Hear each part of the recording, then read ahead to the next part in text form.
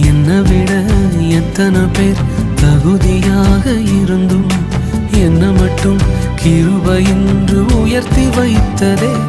உங்க கிருபை என்னை வாழ வைத்ததே. உங்க கிருபை என்னை தூக்கி சுமக்குதே. உங்க கிருபை என்னை வாழ வைத்ததே. உங்க கிருபை என்னை பாட வைத்ததே.